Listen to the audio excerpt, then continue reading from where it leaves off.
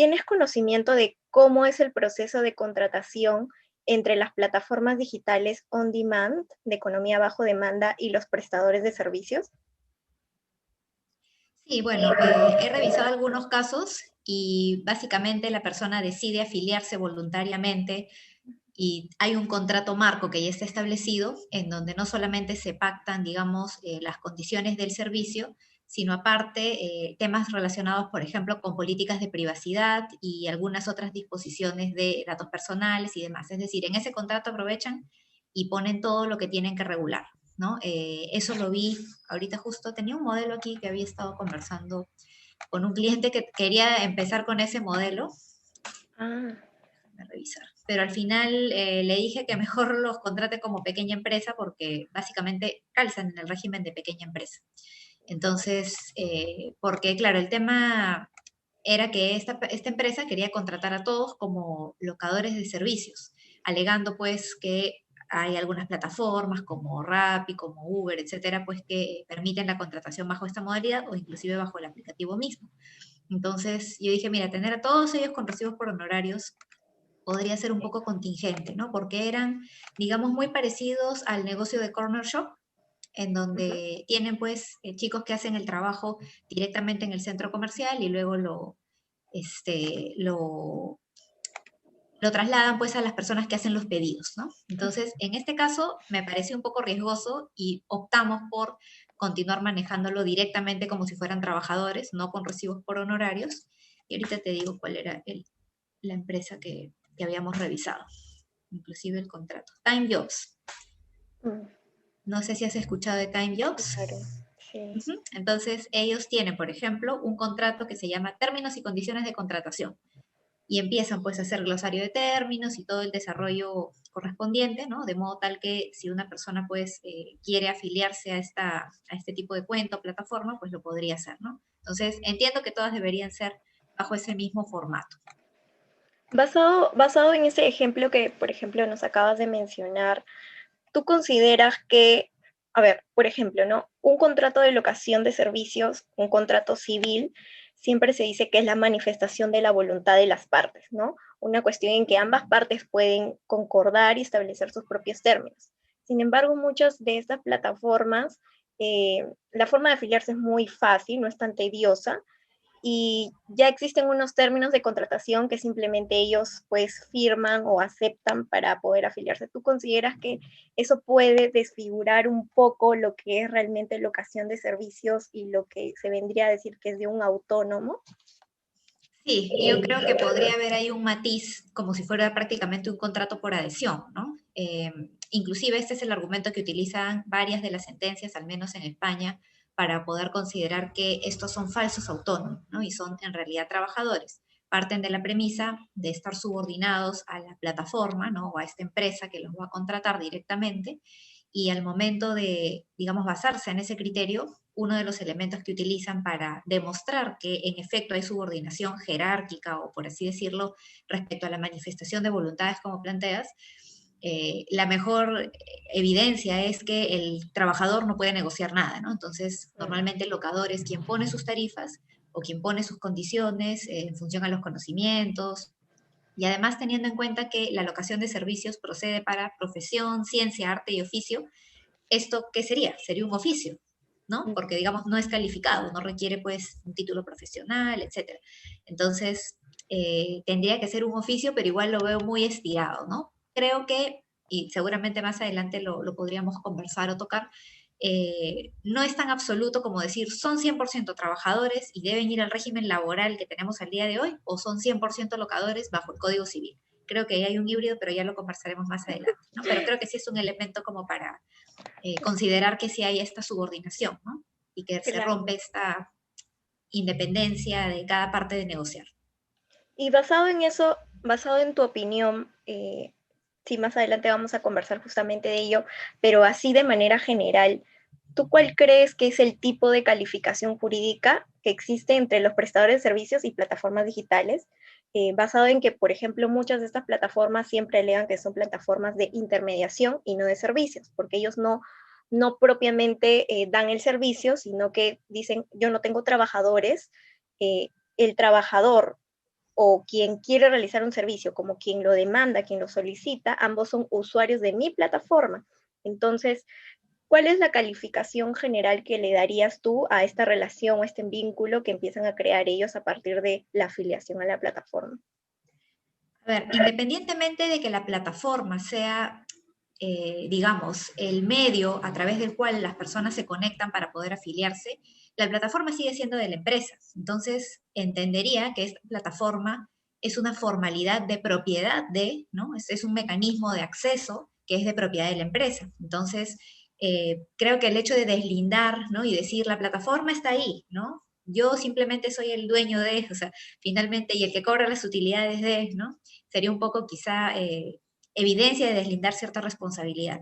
Ahora, a mi entender, y simplemente para decirlo desde una perspectiva jurídica, son trabajadores. Sin embargo, el régimen que debería aplicarse, considerando que estamos pues ante un contexto de cuarta revolución industrial, nuevas tecnologías, nuevas formas de trabajo y otros, sí tendría que ser un nuevo régimen, ¿no? Que no comprometa tanto los costos de la empresa, pero que sí a su vez garantice a los trabajadores cierta seguridad y ciertos beneficios a los que deberían también tener derecho.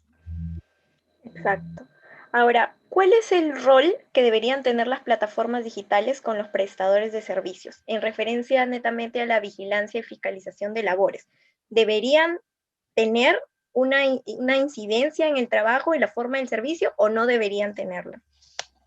Desde una perspectiva comercial, finalmente sí deberían tenerla, ¿no? Porque ¿cómo controlan que las plataformas se estén utilizando de manera correcta?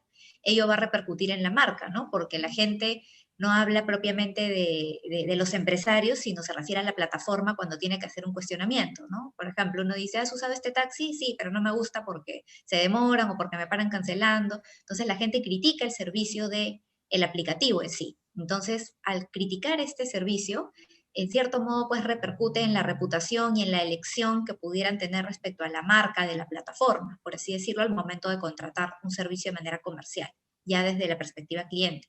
Entonces, eh, ciertamente me parece que no podríamos nosotros dejar que la plataforma opere sola, sino que siempre se necesita realizar algún tipo de control respecto de cómo se viene ejecutando. Si tengo 500 reclamos, yo no puedo decir simplemente, bueno, que la plataforma se extinga, ¿no? Que el mercado decida, porque obviamente pues también habrán otros que sí regulan esas plataformas y que establecen estándares de calidad que, claro, los determina el usuario a través de estrellitas, a través de preferencias, recomendaciones, frecuencia de uso, ¿no? Entonces, desde una perspectiva comercial, respecto a la plataforma y por ende a las personas que brindan el servicio a través de la misma, creo que sí debería haber cierto tipo de control, ¿no? Porque si no, esto sería pues, sería bien complicado, ¿no? Para los usuarios finales. ¿Y cuál debería ser ese límite, ¿no? Que no deberían pasar para también considerar este elemento como algo que no sea una presunción de laboralidad, ¿no? Para que se configure ahí un vínculo. Ujú. Bueno, es una buena pregunta porque en teoría, como dueños de la plataforma, ¿no? Volviendo a lo que mencionaba hace un momento, creo que ellos no tendrían límite, obviamente salvo respeto a derechos fundamentales y demás, pero como electores, como haciendo ejercicio, ¿no? Y uso de su libertad de empresa, de contratación y de los términos y demás, ellos podrían fijar lo que quisieran, ¿no? Pero claro, si lo estiramos un poco para tratar de que esto sea una locación de servicios, quizá eh, podríamos considerarlo en función, por ejemplo, de los temas de calidad, ¿no? Meramente votación de los usuarios, en donde no intervenga para nada por ejemplo, el empleador, ¿no? Por así decirlo. Claro.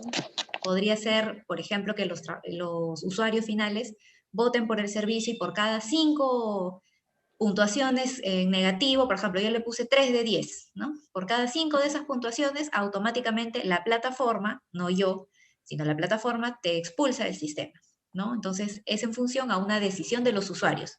Yo no pongo esas reglas, o las pongo, pero trato pues de deslindarme un poco, ¿no? Remitiéndole esa responsabilidad a los usuarios, podría ser. Otro aspecto es establecer también límites en el manejo del tiempo. Inicialmente estas plataformas surgen para que los riders pues, ¿no? tengan cierto nivel de manejo complementario para que puedan ganar un dinero extra, pero sabemos que en la realidad, en países latinoamericanos especialmente, esto se ha hecho pues un trabajo de 24 horas, ¿no? Entonces, quizá también poner límites a esas activaciones que hace cada rider, ¿no? Para poder prestar el servicio, también podrían estar limitadas en el tiempo, de modo tal que se hagan máximo 4 horas por día, ¿no? O, por ejemplo, no sé, 10 entregas por día. Entonces, ya el trabajador no podría decir, mira, yo soy trabajador, estoy 8 horas o estoy 12 horas, páguenme mis horas extras, estoy fatigado, se genera una afectación a mi seguridad y salud. Podríamos, en todo caso, mantenerlo como algo meramente accesorio, pudiendo a la persona dedicarse o dándole la opción a que se dedique en paralelo a una actividad laboral propiamente dicha o cualquier otro oficio o profesión, limitando pues el uso por día, ¿no? Podría ser también. Entonces, va a depender en cierto modo de cómo el empresario lo regule, pero que dependa finalmente de la plataforma, ¿no? Es decir, la plataforma fue la que estableció el tope de tiempo, los usuarios de la plataforma fueron los que te juzgaron, en todo caso tú sabías las condiciones de la adhesión y a pesar de ello las has aceptado en esos términos, ¿no? Podría también manejarse así. Justamente a raíz de esta premisa, eh, sabemos que, por ejemplo, las plataformas digitales se alimentan mucho de los algoritmos, ¿no? Desde el algoritmo de la calificación de servicio, el algoritmo que te optimiza el tiempo, fija el precio, distribuye el trabajo, de acuerdo a la geolocalización del trabajador, ¿no? Porque lo que ellos quieren dar como servicio justamente es que puedas llegar, tu pedido pueda llegar lo más rápido posible. ¿Tú consideras que los algoritmos de estas plataformas digitales son una nueva forma de fiscalización laboral en esta era digital? Sí, de todas maneras, ¿no? Tan es así que inclusive esta nueva ley que ha salido, ¿no? La ley de riders en España, regula este tema de los algoritmos, ¿no? Hace que los empresarios tengan la obligación de informarle a los representantes de los riders, ¿no? Respecto al contenido de estas facultades fiscalizadoras mediante los algoritmos. Entonces, claro, es simplemente despersonalizar a la figura del empleador, ¿no? Para que sea un algoritmo el que finalmente regule esos temas. Más o menos lo que te decía. Por eso, en el fondo, sabíamos que era muy complicado deslindarse totalmente respecto a ese control, ¿no? Ya sea de una perspectiva laboral como comercial, ¿no? Porque claro, yo también puedo decir, la plataforma está ahí, que se conecte el que desee, pero a nivel comercial me puedo ir al caño, ¿no? Porque finalmente no hay un control de calidad de un servicio, de idoneidad, de seguimiento de las preferencias de usuarios, ¿no? Entonces, creo que siempre tiene que haber por lo menos un control, inclusive el tema de los antecedentes penales, ¿no? Que es tan importante no solamente para efectos de delivery, sino para efectos de taxis en especial, ¿no? Entonces, esos también son requisitos que uno podría poner como empresario, pero finalmente ahí es donde el control se vuelve a manifestar, ¿no?